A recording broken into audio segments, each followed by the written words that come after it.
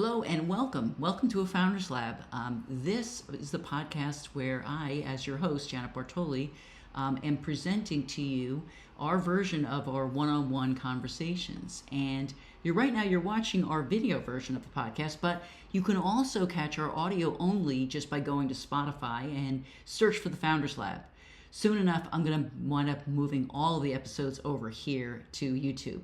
In today's podcast, I am interviewing Tommy Chang and Karina Ribiera of Kreativa Group, which is a Los Angeles and Miami-based boutique growth marketing and creative agency. I got a chance to work with both Tommy and Karina while working on a website for a mutual client of ours. I got to know Tommy through digital marketing Slack group I belong to. The whole purpose of my one-on-one conversations in this podcast is for you to get to hear from other founders, and what you get to learn from Tommy and Karina is not too dissimilar to my own journey and likely probably many of yours. They both share some really great insights into what it takes to establishing a partnership in business, which is no easy task. I really enjoyed our conversation, and I think you will too. Have a listen. Let us know what you think. Here's that episode. All right. Well, first of all, thank you guys for joining me on a Founders Lab. And so we're going to jump right into the questions. And here's the first question that I have for both of you guys. And you can divvy it up however you want to answer this. But I wanted to understand, as a partnership, and specifically the dynamics around that, how did you both decide to co-found Kreativa Group? So I don't know, Tommy, if you want to take a stab at it first. Yeah, sure. It was just, Karina and I had known each other for quite a long time, right? Like, I think we had worked together off and on for the past 20 or so years. And at our last startup, it was a real estate startup, real estate tech startup. And basically, going through COVID, things were great, right? Real estate market was booming. And then after COVID, going out of COVID, not so much, right? And then, interest rates started going up, the real estate market started coming down, right? Started crashing. And, I think one day, we kind of just decided hey, and I don't remember who initiated what conversation, but basically we just mutually said, hey, I have this digital marketing skill set. Karina has this, great creative skill set. Let's just kind of put our, both our skill sets together into a business and do this on our own instead of, keep working for someone else and stuff like that, and get a little bit bigger piece of the pie, if you will, right? And I think that's how we kind of started from that initial conversation. And then after that, it was just I think right away we were, immediately setting goals, kind of understanding, where each other's mindsets were. And then we figured out really quickly that, we both have very similar goals for the company, and and then right then I knew that this was going to work, right? Because we didn't want to get into a partnership where I wanted X and she wanted Y, right? And that was just going to lead to disaster down the stretch, right? It also helps our communication, so it's always open. And if we are not aligned, which for the most part 90% of the time we are, but Tommy's a little bit more ambitious and he shoots for the stars. I kind of keep him grounded. But we check in with each other often. And if we see that something's not right, we're not feeling the same thing, we talk about it at great lengths until we get to a point where we're both okay with our solution, right? But it's never been an issue. I mean, we always work things out, and we have the same moral compass. We have the same outlook on life, and the same goals for our clients and for ourselves. And that's usually our guiding light, and then so the rest typically, details, and I'm assuming at the beginning that you had conversations around defining roles, and because especially unlike maybe a partnership where it's a marriage, they already kind of know but the roles are sort of established through the relationship. But if you guys are just, and you had worked together, so, and that may have been sort of the initial conversation, like in our other roles, you did this and I did that. Like, how did you figure out that? Exactly that. So like a marriage, our relationship, I mean, it spans, like he said, over 20 years. We've worked in similar roles in our past, like lives and past employers and even freelance, right? And, he's always taken on, he's more of like the business development. He finds the leads for the most part. And then we plan our project together, right? The whole roadmap. But he handles the marketing side. I handle the creative direction. So together, I think those two items or concepts or capabilities are what makes our agency. We just know how it works. It's worked for us before in the past at smaller scale, and we just decided instead of doing it for others, let's do it for ourselves. And now we have a little bit more control on budget and how we're going to go about things instead of following somebody else's roadmap. But those roles were already defined. We already know. Right. Why fix what isn't broken? I know you're good at this. I'm good at this. Let's just put it together. And, we're just taking on other roles, administrative roles, things that we didn't have to before, which we're learning as we go. Awesome. And we're doing a pretty good job so far. So, yeah. And on those things, I think the role kind of evolves, has evolved and will continue to evolve over time, right? As the company continues to grow. I think, what we're doing today may not be exactly what we're doing, a year to 5, 10 years from now, right? It might look a little bit different. So, so we're adaptable and not afraid to change. I mean, it's even changed from a year ago. Now that we have more team members, we're able to delegate and concentrate on. That's good. Yeah, and it has to. You're right. There's just this natural change that's going to occur. Because without it, you're unfortunately not going to grow, and that will be something else entirely, or the disillusion of the partnership. Then, so Karina, challenges as a female founder, like myself.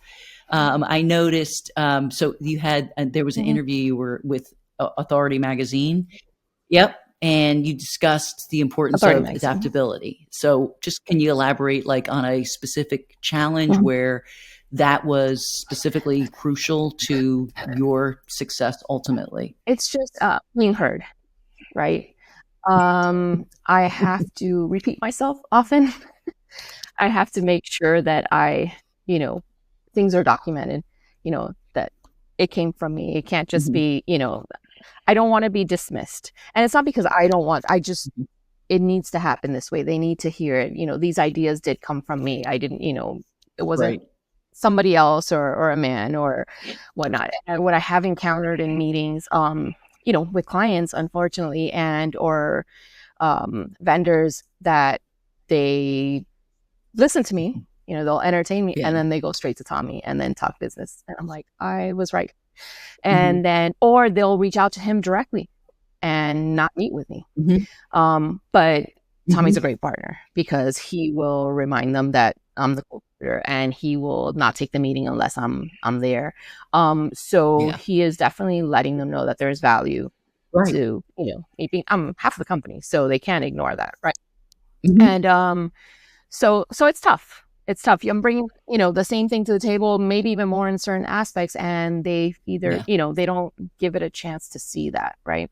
So that's one of the problems, but it doesn't get me down. Like, I just move on, and I have to, be louder or, make it a point to show what my value is. It's unfortunate that I have to work harder for the same, attention or, value. Right. But I don't bow down. Right. I still, I'm hurt. So, so that's one of the things. And as far as female or not, one of the things that I mentioned in that article was pivoting. Things happen all the time in entrepreneurship. Things don't go the way you have a roadmap, and it's going to take detours. Sometimes you get to your destination sooner or later, and you just have to be okay with that and have a backup plan. You can't get stuck in, what you thought you were going to do. And it is harder for a female to get there. It's definitely doable. You still can. Yeah. there, Right. there's no It's roadblocks interesting you because can't I often get hear over. like Yeah. when some, typically a dude will mention an entrepreneur, they're mentioning, all men, but they never Mhm. talk about like Oprah Winfrey or, Mhm. like Martha Stewart or, the tons of others Mhm. or, Mhm.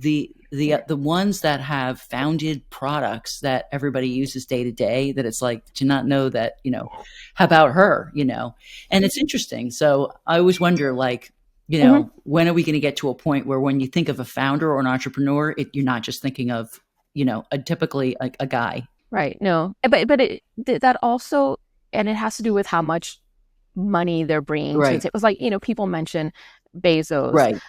they'll mention, Bill Right. Gates, um, billionaires, right?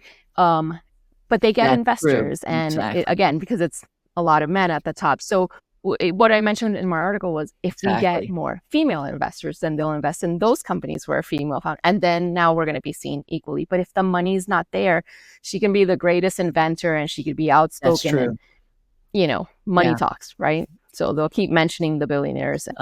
Which is, that is Mhm. unfortunate. What do Yeah. if you were to, or if you have, do you talk to other women that are interested in getting into business? Do you offer any specific advice?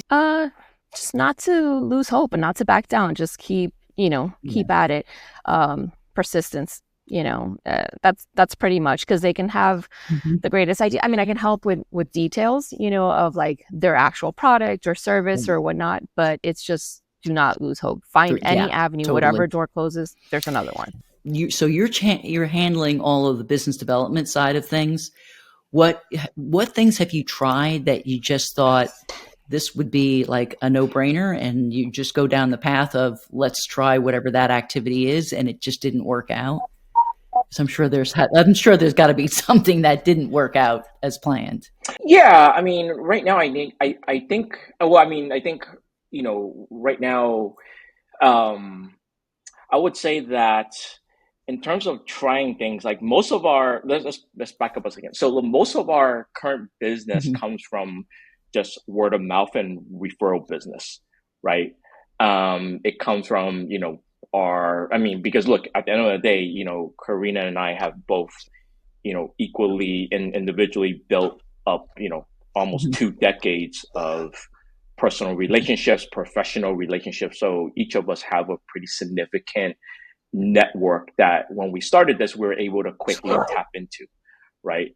And I think, tapping into that kind of got us going at a really fast pace. And then after that, it's just been like we just have been Mhm. focused more so on, I think, retention, right? Like, we have a like virtually like a 99% retention rate.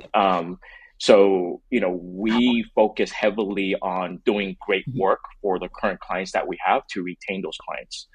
And then on the biz dev side, like beyond that, like, we talked about, okay, is the timing right for us to do possibly some like SEM marketing, maybe not, like we haven't tried that yet. I personally have tried, like, Mhm. getting a little bit more aggressive on LinkedIn and posting more often. So far, like we haven't, I don't think Mhm. we're posting, or I haven't been posting enough, right, to get to, like, the audience that I want to eventually reach. Because right now, it's more so like a lot of either people like looking for jobs, Yeah. or like salespeople, or like people looking to partner on something, but we have to pay something. Those people are like tapping into us, right? Not so much like, oh, like I saw your post about this, and Exactly. you could look like a great fit for us, right? But again, like, but I think by us posting on LinkedIn, that has gotten the Mhm. attention of people in our network that may not know us Mhm. has closely has other people, right? So then I think it's gotten like other people's attention. Oh, I didn't know you were doing this. I actually need a Right. website. Or I Right. didn't know you were doing this. I need help with marketing, right? Could you help me? So I think it's captured that attention. But in terms of growing, I think that part, is something that Yeah. is like a continued work in progress there, to try to use like LinkedIn. I mean, we've also considered, like, should we use like Mhm. tap into like LinkedIn Sales Navigator and like use like a tool like Cleverly to like, automate some of the, conversation and stuff like that. So we've like, talked about that. But this year could be like the year that we might engage in some of those tactics. Yeah, I'm focused on LinkedIn and YouTube as a way to kind of like, I doing audience research. You got to know like where are your people, and my people are not hanging out on Meta platforms mostly, right. And they are majority of them are in either YouTube or mostly LinkedIn, of course. Yeah. And I think on LinkedIn, we share some of that, like some of our successes, but also I think we also try to share value, right? And try to like give back to the community. It's not like a way to, pitch, but more so like, hey, we tried this, like this didn't work, or we tried this and we got like, great success with, with it. This is how we did it. I've given away like some stuff like specific tips on Amazon ads for example, like we grew this client. This is exactly how we did it. This is the playbook, right? I did X, Y, and Z, and you should try it out on your own to see if it works. And then more often than not, like I find that a lot of like founders and stuff, they will see that and be like, great. And then they would like, okay, I want to then work with you, right? Because they don't have the time or the capacity to go and do it themselves, right? So then they're like, this all sounds great. Like you know what you're doing. And some of the research that I've done, I learned that you are a watch collector. Is that correct? By the way, I am guilty as charged. I was like, I like that watch. That's nice. But I did find that you. So, how many watches do you have, and when did you start collecting watches? I have way too much, more than what I want to disclose. It's more of a illness than anything else. I spent like, just looking back on it, I probably spent like an exorbitant amount of money on watches that I probably shouldn't have. I've been collecting watches since like I think 2005, 2004. Yeah, so it's been a long time. It's been about 20 years. And my love for watches, and I don't talk much about it, only because like, it's kind of like a showy thing. And, I think there's like a watch community on Instagram and here locally in LA that I'm a part of. And then through that, like, it's funny because through that, like, this also leads back to business, right? Get like, cool. A few clients in the watch space through our, that's great. Through we currently have 3. We currently have 3. It really started like when I was a little kid, right? When I was a little kid, I remember my dad had an Omega Speedmaster. It's like a chronograph, and my dad told me that watch became popular because it was the same watch that Neil Armstrong wore to the moon. So in my innocence, I was like 3 or 4 at the time. I literally thought that this watch in my hand was literally the same watch that Neil Armstrong wore when he walked on the moon. And I was like blown away, like mind blown, right? Like I was like, how did my dad get a hold of this? I don't know. And I remember just sitting there, like I was a little kid, just playing with the watch and playing with the chronograph, like starting and stopping it. And then I kind of grew, that kind of, gave me a love for like, a lot of mechanical things. Like I love cars too, just like old mechanical things. And that's where like I see watches as like that's very pieces cool, of art. very cool. Right? Oh, and speaking of LA, how you guys were okay? Were you spared? Yeah, I was spared. Yeah, thankfully. Yeah, a little too close for comfort, to be honest. It's actually sad because I do know like a number of people that lost their houses in the Palisades. That's awful. No, I live in West LA in Culver City to be exact. And so I think it was a little bit too close for their comfort, but there is a somewhat looking back on a somewhat amusing story. Not at the time, it wasn't amusing, but it was a Thursday afternoon. I was in a weekly meeting with one of our clients, one of our largest clients, and I was on a Zoom call, and then it was like, so the client had like, a few people in their room. On their side, it was me, and then I was kind of going through, the marketing plan for this year, right? And then all of a sudden, I got a text message from LA County to evacuate, right? Like a mandatory evacuation text. And then the client, they're also in LA, but they're in all the way like 50 miles to the east of downtown LA, like, way out, like they're in Brea. So way out east. And then they're like, oh my God, like, I don't know, like, we don't know why we're getting this because we're nowhere close to the fires. And then all of a sudden, like, they're like scrambling, and then the head of marketing, they're like, okay, we'll talk about the strategy later. Bye, Tommy, bye. Good luck. And then shut, the Zoom comes off. Right, exactly. So everyone leaves, and then we started packing, and then I remember I texted Karina like, oh my God, like I just got a notice to evacuate, so you might not hear from me for a while until I don't know when. And then, so we started packing things, and then my wife, who's a chef, started packing cookbooks, like some of her cookbooks that can't be replaced. So I was like, oh my God, I'm not, some like, light packing. Let's just go. Right. So then, 10 minutes later, so we're packing, like 30 minutes past, we're packing, and then all of a sudden, like, and then the evacuation thing was all over the news. And then 10 minutes later, the county sends a text. Oops, oh my God, that was an accident. Ignore the text message. Wow. So apparently everyone in LA got it. Like, well, glad to hear everything's okay. Oh man, that's pretty horrifying. Yeah, thank you. Oh, geez. Yeah, so that was like horrific for like 30 minutes. It's also affected some of our clients. They're not getting, as much foot traffic if they have like a physical store or restaurant. It's kind of like, similar with the Maui fire. I mean, that whole front street in Maui just got completely decimated. And so, I mean, that's a much different situation because it's just this tiny island. Not that LA County is an enormous space, but if you had to relocate, you could, I guess, conceive of, not as easily, of course, because you got to start over. But wow. Well, so here is a question for both of you. What key qualities should individuals look for in potential co-founders to ensure a successful partnership? Is there specific qualities like maybe personality traits, or I know that you have your strengths and weaknesses between the two of you, and the benefit of having worked together. But there's a lot of people that don't have that, maybe. Yeah. So I can speak to one, risk taking.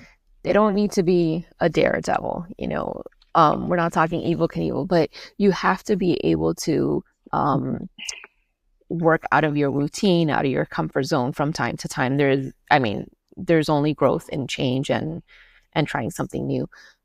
Because entrepreneurship, you never know what hand you're gonna be dealt. The economy could be different.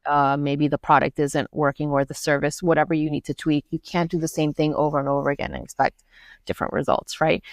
So if you're looking for safety, comfort, stability, entrepreneurship may not be for you. You have to be able to adapt and take that risk, and know that, hey, I may fail, but at least that's a learning experience. Okay, now I know I can't do that. Let me try something else. Good point. Otherwise you won't grow. Yeah, and then I think for me, it's just like having a positive attitude, right? I think I wake up every day, with basically one word in mind, and the word is yes, right? Like, so I think both Karina and I approach every single meeting with a positive yes attitude, right? Like, we approach every single conversation with a prospect or a lead, like, let's close them, let's get them to sign today, right? Like, yes, they will sign, yes, we're going to not only hit our clients' goals, but exceed them, right? And at the end of the day, like, sometimes, like, look, I mean, it's life, right? Like, we're not going to get yes every single time. And sometimes there's no, sometimes there's bad days. But I think, we, kind of take that and, into the next day, and we reset, we refocus and start again with yes. Right. And I think that's been helpful, that just that positivity, that positive, energy has been really helpful for us, and I think, I've also, like, kind of, started out, like, weeding people out of my personal kind of friendship network with just, like, negative and energy. Like, I don't like when people tell me, like, no, you can't do that, or no, that's a dumb idea, that's gonna fail and stuff like that. Like, no, like, exactly, right? No, totally. Like why are you shitting on my idea? So I'm like, no, like, if you're gonna tell me no, I can't do that, then I don't need you in my life. That's you can huge go and tell such an someone else important, that, and that's why I talk about mindset in this podcast, because it is such a big thing. And if you don't have that positive and mindset, or a tenacious sort of aspect to how you operate, you're right. You're just going to get run right over and want to have to go look for a job, with somebody else, where they can tell you, here, this is how you need to show up every day, because you didn't figure that out. Exactly. Yeah. And it also comes from you sometimes too, because you attract what you give out, right? So if you're going to be positive all the time, you're going to have positive people around you. And those negative people that you have around you, they're not serving you a purpose. They're not serving you, to have any success. So weed them out, whatever you put out there, exactly. The universe is going to give back somehow. If you guys are ready, we're going to do like a rapid fire, and there's no timer, so just take your time. But I'm going to ask you, I've got 3 questions that I want you guys to answer. Okay. The first one is, if you could give a warning label about entrepreneurship based on your personal experience, what would it say? Tommy, you want to take this one? Yeah. So I think on that one, a warning label, I think for me, it's, being careful. Like, so one, if you're entering a business with a founder, with a co-founder, be careful who the co-founder is, right? Because, like, I often, Karina and I are also, like, on a personal level friends, but, like, I wouldn't say, like, oh, just because, so-and-so is your best friend, that doesn't necessarily make them the best business partner. Right. I think beyond our personal friendship, right, like, we all, just like, a marriage or any other personal relationship, we base our, partnership and our friendship on mutual respect, trust, transparency, honesty, right? Those are kind of like, and compromise. Like, if you're not able to compromise, right, like, maybe a business partnership is not for you, right? You're going to be able to compromise a lot. So, and then I think just, like, entering business in general as an entrepreneur, right? I think it's things that we had talked about before, right? Being able to adapt and pivot, right? If you're, like, set and stuck in your ways, maybe business is not for you. Maybe owning a business is not for you, right? Because you have to be able to pivot on the days that things are not going right, and change, definitely change direction. All right, number 2, what's one digital marketing mistake you wish you would avoided when you started out, and how did it shape your approach today? I actually have one. I know, Tommy, you were going to answer this, but early on, we were jack of all trades, master of none. Sure. So any client that, you want to say yes to everything that comes your way, especially when you're starting out, right? And we, do a lot of website development, and we would say yes to any platform. So we learned, we knew Webflow, we had to learn Framer, we learned WordPress or Shopify, Squarespace, all of them, right? And each of us had a little bit of experience or a lot of experience in certain ones. And then we just realized it's like we were starting from scratch. Every client that asked for a new one, it's like, okay, how do we do this one? Let's start with a new process. And it's like they all work differently, even though it's the same output, right? So we decided, after spending a lot of time and money, and even the timelines, were so long for certain projects that could have been a lot shorter if we just stuck to the same platform, and really mastered that one, and it would have been more efficient, quicker for the client, easier for us because we already have a process in place. But we learned that early on. That was one of the mistakes. It cost us time and it cost us money, but it was definitely a learning experience. And I wouldn't have changed how we did it. Otherwise we wouldn't have learned that, right? But if you guys want to learn from us, don't do it. Pick a couple, that works for you and the majority of the clients out there, because they really do. There's no need to be an expert. Definitely. I think that's probably one of the most common entrepreneurial mistakes that people make within the first 3 years, for sure.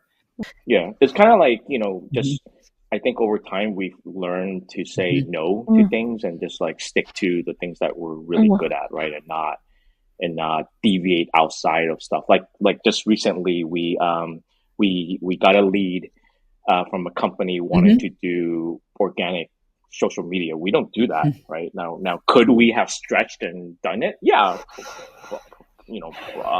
probably. But at the end of the day, it's not like something that we felt was like the right thing, right, for us to do. So so we passed. So we kind of just stick to the things that we're really good at, which is website design and development. That's great. And paid media. All right, what 3 resources? Could be book, software, YouTube channel, could be a Spotify playlist, or a podcast, maybe this one, but what would you guys recommend? So I love listening to How I Built This from Guy Raz on NPR. I love hearing how founders started, from an idea or a pain point, and they found a solution, and their struggles, what came easy, what didn't come easy. See how I can apply that to what we're working on. And then my favorite part is at the end when they always ask, how much of it was luck and how much of it was hard work. And that happened to us as well. We were just in a point in our lives where we were lucky to be in the same spot and say, hey, let's try this. And everything's, going the way that we anticipated. And some of that is luck and having, such a great network of people that trust us. But we put in 20 years of hard work to get here. So, it's a little bit of both. So every time I hear that podcast, it always reminds me of what we're working on. Tommy, you got anything? I personally like cast like Finding Mastery, and I think by Michael Gervais, and Creatures of Habit by I think his name is Michael Chernow. So those are kind of like my two kind of like the ones I go to a lot. I think Finding Mastery, there's a lot of stuff like relating to business. That's their like just like business advice. I think the other one, Creatures of Habit, is more about like health and wellness and those are good. Well, I wanted to ask if you guys could share some of the best ways that somebody might want to get in touch with you. Where should they go? Our website, kreativagroup.com. Tommy. Where else, Tommy? LinkedIn. LinkedIn. They can look for us there. It's Hello Kreativa. They can follow us. At Hello Kreativa. They can follow us on Instagram. They can get in touch with Karina personally at Karina@kreativagroup.com.